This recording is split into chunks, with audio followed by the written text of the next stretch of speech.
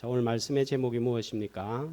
배우고 확신한 일에 거하라 하는 제목으로 함께 말씀을 나누겠습니다. 오늘은 어린이 주일입니다. 이번 코로나 사태로 인해서 학교 개학이 연기되고 주일 학교가 예배가 중단이 되어서 교회에서 아이들의 웃음소리와 생기 있는 모습들이 더 그립게 느껴지는 때입니다. 아이들이 소리도 지르고 또 올라가지 말아야 될 때, 들어가지 말아야 될 때 막 들어가고 장난치고 하는 모습들이 야 임마 하지 마라 이랬는데 이제는 그 모습들이 너무 보고 싶어지는 그런 순간들입니다. 아이들이 이렇게 우리에게 소중함에도 불구하고 우리의 자녀들이 자라는 지금의 시대 상황은 가치관이 혼란스럽고 미래가 불투명해서 불안합니다. 도저히 받아들일 수 없는 가치관이 도전장을 던지고 있는 시대입니다. 그 중에 하나가 젠더 이데올로기라는 거예요.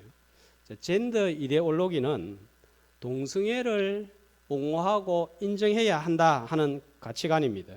실제로 스위스의 많은 초등학교, 중학교, 고등학교에서는 아버지와 어머니라고 부르지 못하게 하고 부모 1, 부모 2 이렇게 부르게 하고 스웨덴의 학교에서는 남학생, 여학생이라고 부르는 것이 금지가 되어서 선생님들이 학생을 부를 때 공통적으로 친구라고 부르기로 그렇게 정하고 있습니다.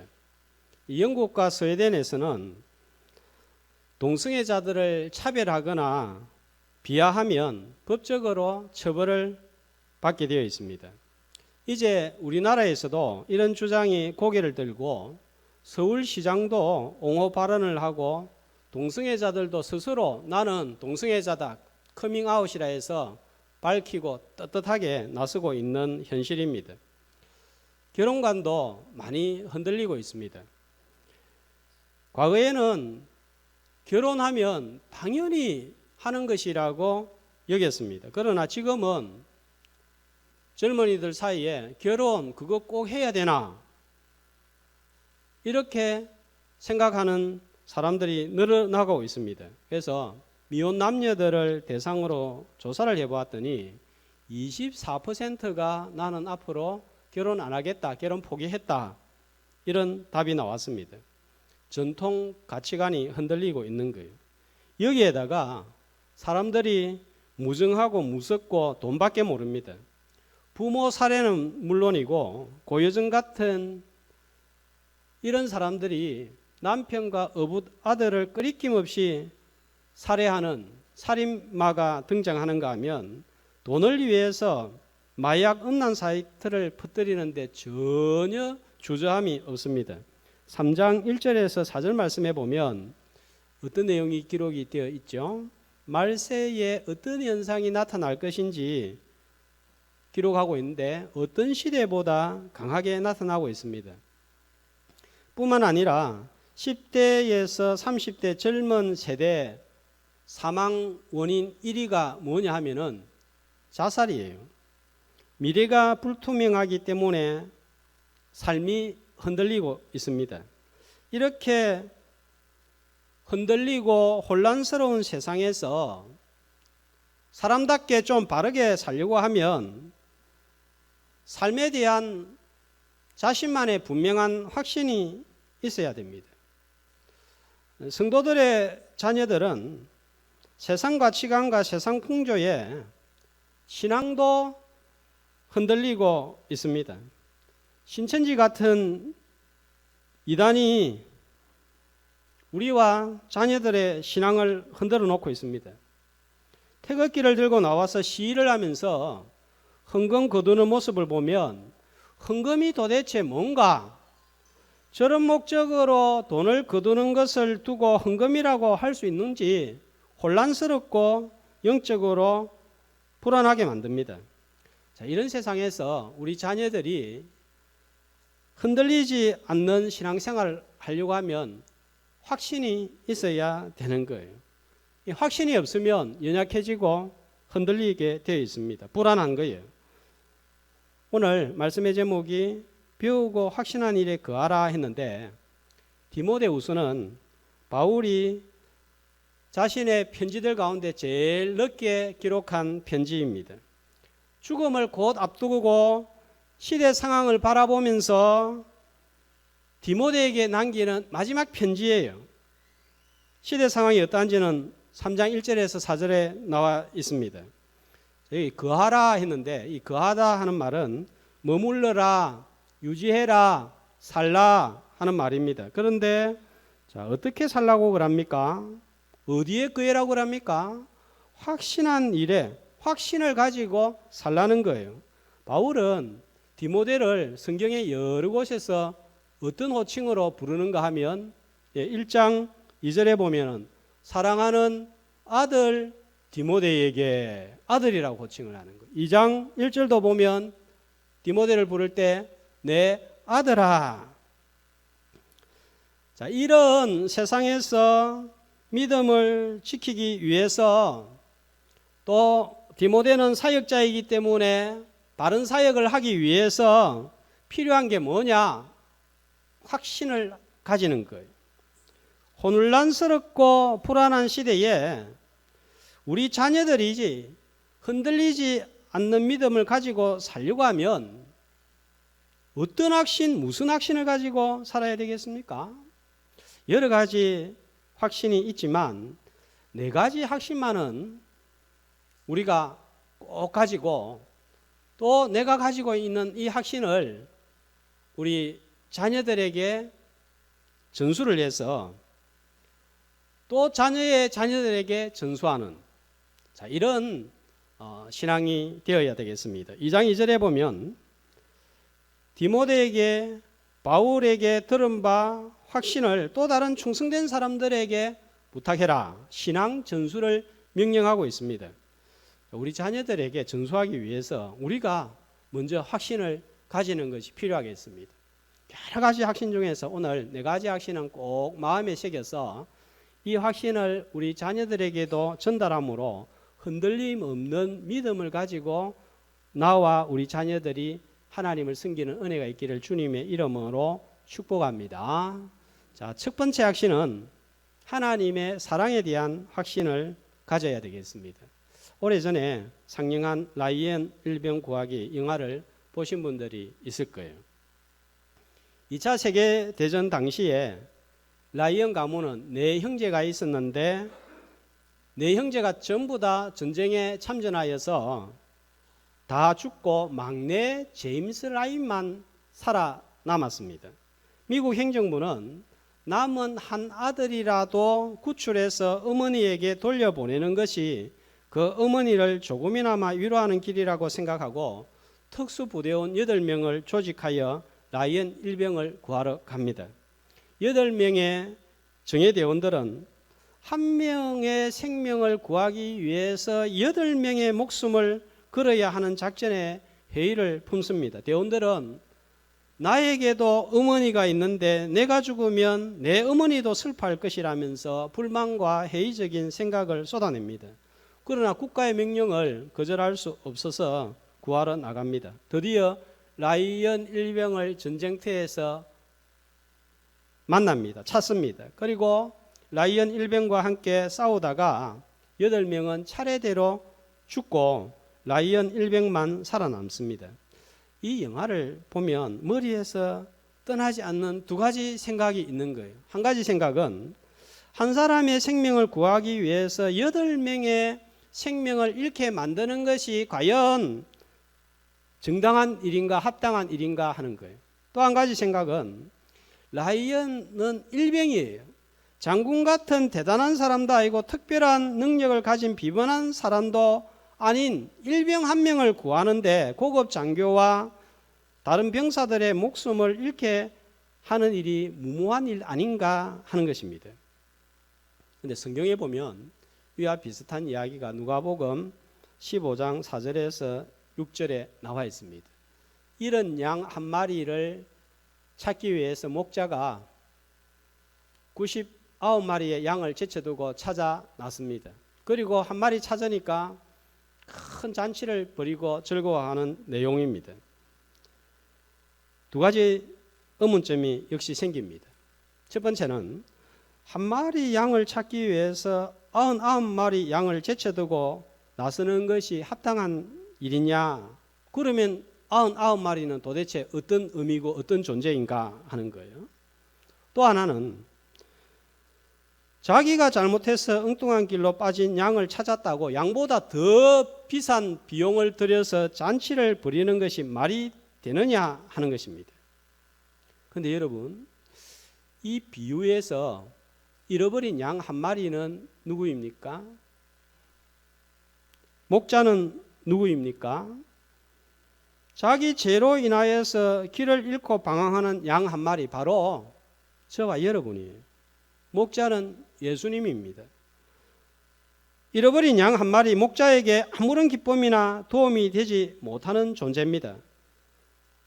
그런데도 예수님은 온 우주에 나 한 사람만 있는 것처럼 생각하고 모든 것을 버려두고, 하늘의 모든 부하들을 버려두고 나를 찾기 위해서 이 땅에 오셨습니다. 그리고 십자가에 자기 생명을 기꺼이 내던졌습니다. 라이언 일병 구하기, 이런 양 한 마리 찾기보다 더 이해할 수 없는 일이에요. 논리적으로 설명이 되지 않는 사건입니다. 이유가 무엇입니까? 로마서 5장 8절에 보면 우리가 아직 죄인 되었을 때에 그리스도께서 우리를 위하여 죽으심으로 하나님께서 뭘 확증하셨다고요? 자기 사랑을 확증하셨느니라. 바로 나를 향한 주님의 사랑인 거예요. 우리가 이 확신이 없다 보니까 조그만 일이 생겨도 흔들흔들합니다. 나를 구하기 위하여서 하늘의 모든 것을 버리고 자기 생명을 십자가에 기꺼이 내던진 사랑이라면 내가 좀 힘든다고 나를 버릴 리가 있겠습니까? 그런데도 나는 내 상황이 좀 열악해지면 하나님이 나를 사랑하시나 의문을 품고 회의를 품고 하나님이 멀리 느껴집니다. 좀 상황이 좋으면 하나님이 나를 사랑하시는 것 같네.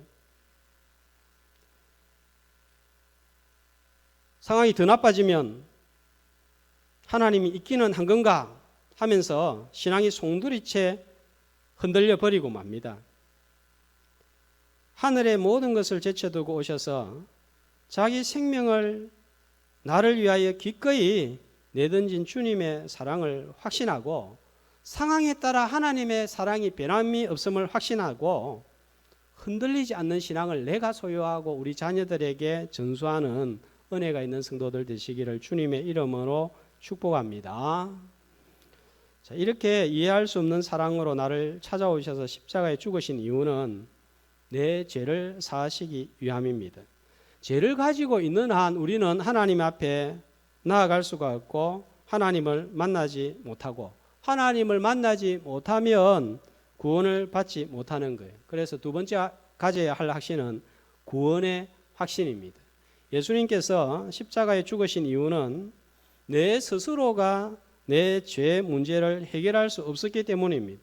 구원은 나의 선행이나 종교 생활이나 어떤 지식으로 얻을 수 있는 것이 아닙니다.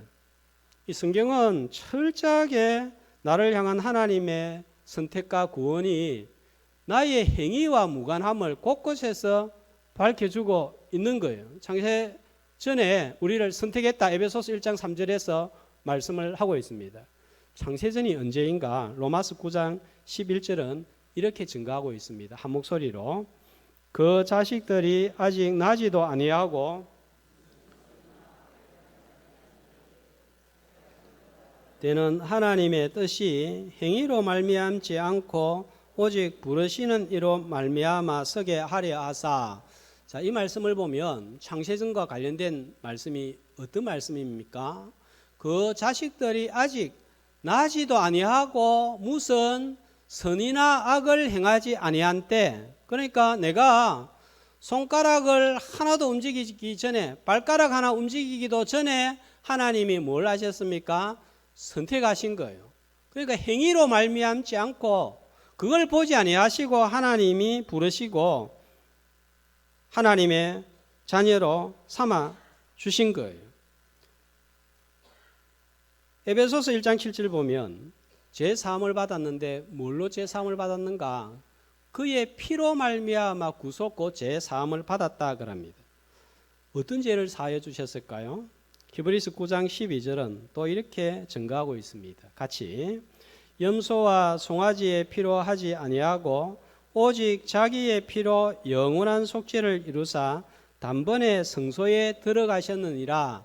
이 말씀 가운데 눈여겨보아야 될 말씀이 우리가 속한 받은 속죄, 용서는 어떤 속죄예요?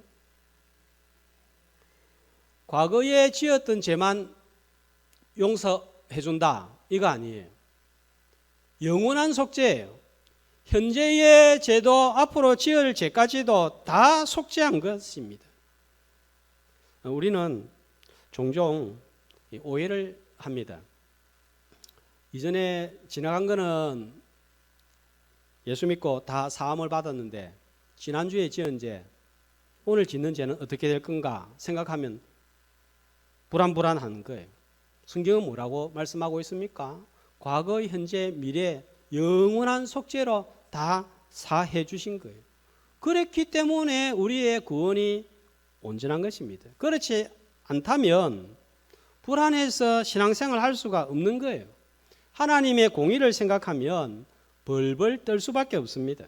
하나님의 공의의 잣대로 내가 은밀하게 지은 죄, 생각의 죄, 마음의 죄, 손으로 지은 죄, 발로 지은 죄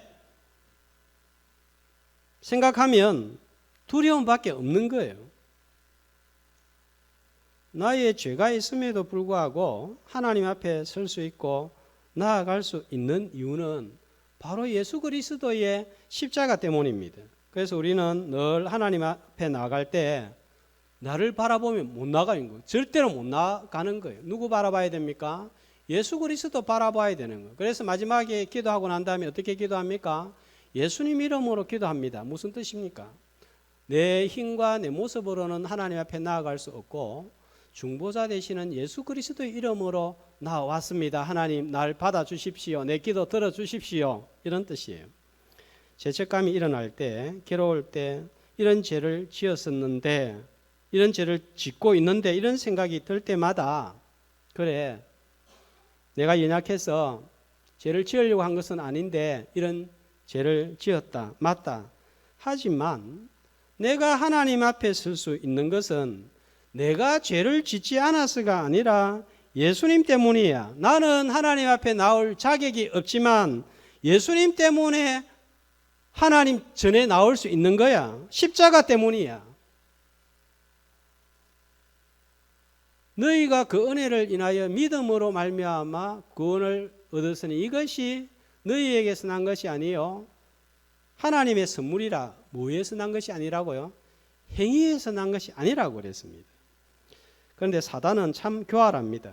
죄를 짓기 전에는 죄를 짓게 만들고 죄를 지은 후에는 지은 죄 때문에 죄책감을 가지게 만들고 하나님 앞에 나오지 못하게 합니다. 그러므로 내 모습, 내 행위에 집중하지 말고 십자가 보혈에 집중함으로 구원의 확신을 가지는 성도들이 다 되시기를 주의 이름으로 축복합니다. 이렇게 죄 사함을 받고 하나님의 자녀가 된 자들은 이제 하나님과 동행하는 삶을 살게 되는 거예요. 하나님께서 동행하는 방편을 여러 가지 주셨는데 제일 중요하고 좋은 방편 중에 하나가 기도인 거예요. 내가 하나님께 기도하면 하나님은 반드시 응답하신다. 이 확신이 없으면 우리는 기도하지 못합니다.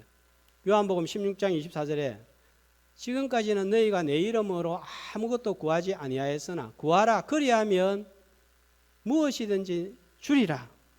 주님의 말씀입니다. 다대포에 살면서 철새들을 바라다 볼 때마다 나는 왜 이렇게 믿음이 없느냐 이런 생각을 자주 하게 됩니다. 우리 눈에 철새하면 고니만 보이지만 철새의 종류가 낙동강 하구에 날아오는 철새의 종류가 120여 종에 이릅니다. 해마다 수십만 마리의 철새가 날아옵니다. 과거에 많이 날아올 때는 150여 종, 아니 170여 종, 150만 마리가 날아왔다 하는데 지금은 이 파괴가 되어서 생태계가 파괴가 되어서 많이 줄어들었습니다. 다양한 종류의 철새들인 것만큼 먹는 종류도 다 다른 거예요.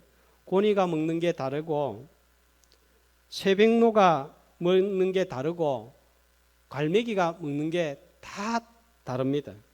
고니는 작은 물고기, 물속 곤충을 먹고 갈매기는 죽은 동물을 먹고 물닭은 물속 식물과 곤충을 먹고 쇠백로는 개구리와 새우를 먹습니다.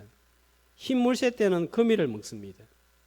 어떤 새는 지렁이를 먹고 어떤 새는 쥐를 먹습니다.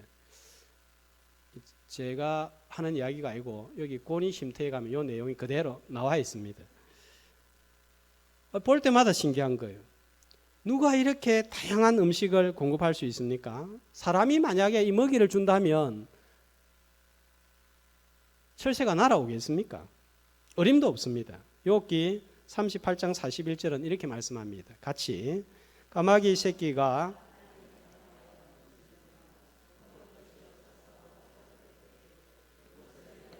먹이를 마련한 이가 누구냐? 여러분, 누가 이 많은 철새들에게 다양한 먹이를 제공하십니까? 하나님께서 제공하시는 거예요. 어떤 철새는 징그럽습니다. 까마귀는 새까마가지고 날아가는 것만 봐도 어이 징그럽다 보기 싫다 하는 흉조입니다. 그런데도 까마귀는 먹고 삽니다. 그렇다면 하나님의 자녀인 우리에게 먹을 것을 제공하지 않겠습니까? 우리가 고니보다 못합니까? 죽은 시체를 먹는 갈매기보다 우리가 못한 존재인가요? 보기 흉한 새까만 까마귀보다 못한 존재입니까? 우리는 하나님의 형상으로 지음을 받은 보배로운 존재입니다. 천사보다 더 소중히 여기는 하나님의 자녀입니다. 하나님은 천사를 위해서는 독생자 예수 그리스도를 내어주시지 않았습니다. 그러나 우리를 위해서는 자신의 독생자를 기꺼이 십자가에 죽게 하셨습니다. 천사보다 우리를 더 사랑하는 것이 분명합니다. 천사는 한 번 잘못해서 영원한 형벌에 내던져졌습니다. 그러나 우리는 늘 잘못하는데도 불구하고 용서하여 주십니다. 천사보다 나를 더 사랑하는 것이 분명합니다. 힘이 들고 괴로울 때 세상줄을 끊어버리고 오직 하나님만 바라보아야 합니다. 하나님을 바라보는 것이 아니라 하나님만 바라보는 게 필요한 거예요. 하나님만 바라보기 위해서 하나님과 나 사이에 가로막고 있는 방해물, 막힌 것이 없어야 됩니다. 아까 제 삶의 확신에 대해서 말씀드렸는데 믿은 후에 한두 번 죄를 지었다고 구원받지 못하는 것은 아니에요. 그렇다면 누가 구원을 받을 수 있겠습니까? 구원받았다고 해도 불안해서 어떻게 신앙생활을 유지할 수 있겠습니까? 그러나 죄는 우리가 하나님 앞에 반대히 나아가지 못하도록 합니다. 기도의 자신감을 떨어뜨리는 거예요. 성도가 기도의 자신감이 떨어지면 확신이 안 생기는 거예요. 내가 하나님 앞에 기도하면 하나님이 반드시 듣고 계신다. 죄가 있으면 이런 확신이 안 생기는 거예요. 그러면 우리 영혼은 시들다가 병들다가 심한 경우에는 죽어버리는 경우도 있습니다. 막힌 것이 없게 만들어야 됩니다. 하나님과 나 사이에 막힌 것이 없으면 우리가 어떤 상황 가운데 있어도 소망이 있는 거예요. 왜냐하면 하나님이 내 기도를 반드시 들어주시기 때문입니다. 아무리 어렵고 힘든 일이 있어도 하나님께 물으면 살 수 있습니다. 하나님께는 분명히 길이 있기 때문입니다. 우리가 어려움을 극복하지 못하고 실패하고 망한다면 문이 닫혔기 때문이 아니라 하나님께 묻지 않았기 때문입니다. 내일부터 새벽기도의 문이 다시 열리고 돌아오는 주간부터 수요 기도회도 시작이 됩니다. 상황이 되는 분들은 교회에서, 또 상황이 안 되는 분들은 집에서 기도에 분명한 확신을 가지고 하나님께 물으며 나아갈 때 닫힌 문이 열리고 막힌 길이 뚫어지는 역사가 있기를 주님의 이름으로 축복합니다. 우리와 자녀들이 확신해야 되는 네 번째 사실은 하나님의 섭리에 대한 확신이에요. 이스라엘 백성들을 애굽에서 건져내어서 하나님께서 왜 이스라엘 백성들을 쉬운 해변길로 인도하지 아니하고 물도 없고 모래만 있는 광야로 들어가게 하셨습니까? 나에게는 쉬운 해변길이 답인데 하나님에게는 광야가 답이었고 길이었습니다. 바울은 아시아에서 복음을 열심히 전하는데 전도가 안 됩니다. 문이 닫힙니다. 왜 그렇게 되었죠? 육지에 문이 닫히니까 복음의 문이 닫힌 게 아니라 육지가 아닌 바다로 길을 내신 거예요. 그래서 바울이 배를 타고 건너간 곳이 유럽이에요. 빌립보예요. 그래서 빌립보 교회를 세우고 이제 복음이 유럽으로 전파되는 시작이 된 것입니다. 여기에서 우리는 끝났다 하면 끝난 줄 아는데 하나님은 저기에서 시작하는 거예요. 육지에서 끝났다, 우리는 끝났지만 하나님은 바다의 새 일을 시작하시는 거예요. 광야를 걷다 보면 이해할 수 없는 일들이 많이 발생합니다. 설명할 수 없는 일도 많이 일어나고 필요 없다고 생각하는 사건도 발생합니다. 그러나 성도에게 있어서 우연한 일은 절대로 일어나지 않는다는 사실이에요. 제가 처음에 다대포에 와가지고 바다를 바라보니까 해운대 바다, 영도 바다하고 비교해 보니까 좀 지저분한 거예요. 해운대, 영도 바다처럼 다대포 바다도 깨끗하면 좋겠다. 왜 들어올까 보니까 이 퇴적물들이 여기저기 쌓여 있다 보니까 깔끔하게 안 보이는 거예요. 그런데 시간이 지나면서 바라다 보니까 이 퇴적물 때문에 습지가 생기고 새들의 먹이가 생겨서 많은 새들이 날아와서 영도에서 해운대에서는 결코 볼 수 없는 아름다운 해안가를 만들고 있는 거예요. 퇴적물이 없으면 보기 좋을지 모르겠지만 새들이 오지 않는 거예요. 하나님께서 우리한테 필요 없다 싶지만 하나님은 필요하셔서 만들어 두시는 거예요. 일어나게 하시는 거예요. 심지어는 우리가 지은 죄까지도 하나님이 나중에 선으로 만드시는 모습을 볼 수 있습니다. 요셉은 형들의 악행으로 인해서 애굽의 종으로 팔려가서 온갖 고생을 다합니다. 그러나 하나님은 악을 변하여 아버지와 형들과 가족을 구원하는 선이 되게 하셨습니다. 내한테 왜 이런 일이 발생하나? 왜 내한테는 자꾸 안 좋은 일만 일어나지? 다른 사람들은 그냥 살고 풀려가는데 나는 왜 이렇게 안 풀리나? 저놈 때문이다. 내가 그때 그 일에 손을 안 댔어야 되는데 손을 대서 그렇다. 그때 거기 가지 말았어야 되는데 가서 그렇다 싶은 일들과 순간들이 있습니다. 그러나 시간이 지나고 나면 필요 없다고 생각한 일들이 오히려 전화위복이 되고 유익이 될 때가 많습니다. 지금은 잘 모르겠지만 합력하여 선을 이루시는 하나님을 꼭 확신하는 성도들이, 자녀들이 되시기를 축복합니다. 네 가지 확신은 이거 별거 아닌 것 같아요. 교회 오시면 이 정도 다 듣잖아요. 사랑의 확신, 구원의 확신, 기도 응답의 확신, 섭리의 확신, 수십 번도 더 들었던 내용이에요. 그런데 머리로 아는 거하고 내가 확신하는 거하고 마음으로 확신하는 거하고는 엄청난 차이가 있는 거예요. 이 네 가지를 정말 내가 확신하고 살면 좀 환경이 어려워도 골치가 아파도 흔들리지 않습니다. 그런데 별것 아닌 것 같은 이 네 가지 확신이 없으면 바람만 불어도 비만 와도 흔들흔들 하는 거예요. 그런데 누가 이런 확신을 가질 수 있습니까? 자, 오늘 말씀을 다시 한번 보겠습니다. 14절. 자, 그 알아야 했습니다. 확신한 일에 그 알아야 했습니다. 어떻게 확신할 수가 있겠습니까? 어떻게 하면 우리가 확신을 할 수가 있겠어요? 배워야 되는 거예요. 확신하기 전에 필요한 과정이 배우는 것입니다. 디모데가 배운 것이 무엇입니까? 뭘 배웠습니까? 뭘 알았습니까? 15절부터 보니까 성경을 알은 거예요. 자, 우리의 확신은 어디에서 옵니까? 성경에서 오는 거예요. 말씀에서 오는 거예요. 우리의 믿음이 어떻게 든든해집니까? 말씀에서 오는 거예요. 우리의 믿음은 들음은 그리스도의 말씀으로 말미암는 거예요. 말씀을 듣지 아니하고 말씀을 가까이 하지 아니하고 온전한 신앙이 된다.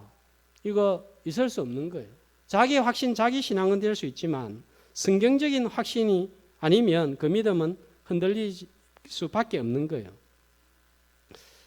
요즘 오전에 민수기 말씀을 살펴보고 있는데 민수기 말씀을 잘 살펴보면 이 바른 신앙생활이 뭔가 잘 나타나고 있는 거예요. 지금까지 이 교회가 또 내 자신도 바른 신앙생활에 대해서 잘못 배우고 오해하고 있었구나 하는 것이 민수기를 보니까 확 드러나는 거예요. 자, 민수기가 어렵지 않습니까? 그러면 뭐 다른 데 가서 성경 공부하려고 하지 말고 그거 잘 들었다가 주중에 집에 가서 읽어보고 줄도 한번 쳐보고 그렇게 하면 좋을 것 같아요. 매일 성경 이거 별거 아닌 것 같아요. 하루에 한 장도 안 읽잖아요. 오늘은 시편 3편이었는데 8줄, 9줄밖에 안 돼요. 10분이면 읽는 거예요. 그런데 그걸 매일 안 빠지고 조금씩 하다 보면 놀라운 일이 생기는 거예요. 목사인 저도 매일 성경을 가지고 매일 하는데 지난번 말씀은 에스겔이에요. 이 에스겔을 조금씩 보는데 저도 모르는 내용들이 발견이 되고 너무 은혜스러운 내용이 많은 거예요. 조금씩 매일 하는 게 떨어지는 방울방울 물방울이 바위를 뚫듯이 우리의 신앙을 세워주는 거예요. 그래서 제가 이 큐티가 우리 신앙생활에 너무 중요하다 생각하고 이 동행 훈련을 하려고 하는데 코로나 바이러스 사태가 생겼습니다. 여러분, 말씀을 통하여서 우리의 믿음이 자라는 것입니다. 그런데 디모데가 언제부터 배웠나요? 언제부터 성경을 알았습니까? 어려서부터. 누구에게 배웠습니까? 어려서. 누구에게서 디모데가 이 성경을 배우고 믿음이 자랐을까요? 1장 5절 말씀해 보면 디모데에게 믿음을 전수한 사람들의 이름이 나옵니다. 외할머니 로이스와 어머니 유니게예요. 어릴 때부터 성경을 듣고 배우는 자녀가 나중에 흔들리지 않는 신앙을 가지고 하나님께 쓰임도 받습니다. 어떤 분들은 이제 우리 아이들 다 커서 내 손 바뀌다 하시는 분들 많이 있을 텐데 누가 있습니까? 요즘은 보니까 외할머니가 손주들을 많이 돌보는 것 같습니다. 삶이 고단해서 할 수 없이 어쩔 수 없어 본다 하지만 거기에도 또 하나님의 뜻이 있는 것 같습니다. 외조모 로이스와 내 어머니 유니게 속에 있던 믿음이 네게도 있더니 이렇게 되는 거예요. 손주들에게 성경을 접하게 하는 그런 계기로 삼을 수 있어야 되겠습니다. 세계적인 신약 역사학자였던 영국의 F.F. 브루스 박사는 어렸을 때 성경을 알았는데 초등학교 다니면서 사도행전을 전부 다 외운 거예요. 그러니까 세월이 지나서 신약 역사학자가 됐는데 세계적인 권위 있는 신학자가 되었습니다. M.B. 윌리엄즈 목사님은 19세기 말 미국의 복음 전도자였습니다. 이분은 부흥 집회를 많이 인도했는데 이분이 집회를 인도하면서 말씀을 전하면 찬양을 인도했던 목사님이 계셨는데 틸만 목사님이라는 분입니다. 함께 부흥 집회를 다니던 중에 어느 날 성경에 관하여서 말씀을 전하고 끝나고 난 다음에 찬송을 부르기 위해서 성경에 관한 찬송을 어떤 찬송을 부를까 고르는데 아무리 골라도 성경에 관한 찬송이 없는 거예요. 그래서 틸만 목사님한테 아무리 찾아도 성경에 관한 찬송을 찾지 못하겠으니까 틸만 목사님이 하나 추천해 주세요. 이렇게 이야기를 했습니다. 틸만 목사님이 듣고 있다가 목사님 그러지 말고 목사님이 가사를 하나 쓰세요. 그러면 제가 음을 붙이겠습니다. 했더니 윌리엄즈 목사님은 목사님 나는 시를 잘 못 적어요. 글을 잘 못 적어요. 그래서 곡을 쓸 수가 없습니다. 했습니다. 그런데 얼마 지나지 않아서 문득 어릴 적에 어머니가 성경을 읽어주던 장면과 그 내용이 떠오른 거예요. 그래서 펜을 들어서 그 기억을 더듬어서 15분 만에 가사를 적었는데 그 곡이 바로 나의 사랑하는 책 비록 헤어졌으나 어머님의 무릎 위에 앉아서 재미있게 듣던 말 그때 일을 지금도 내가 잊지 않고 기억합니다 하는 찬송 199장입니다. 우리 성경은 나의 가장 사랑하는 책 이렇게 제목이 되어 있는데 원제목은 My Mother's Bible 내 어머니의 성경 이렇게 나와 있습니다. 오늘 어린이 주일을 맞이하여서 집에서 교회에서 아이들에게 선물을 하고 관심도 보입니다. 선물과 더불어서 부모님들과 교사들이 먼저 성경에 대한 확신을 가지고 내 확신을 전달하여서 어릴 때부터 성경을 알고 배워서 흔들리지 않은 신앙을 전수함으로 하나님의 사람으로 온전하게 자라나는 우리 자녀들 되기를 주님의 이름으로 축복합니다.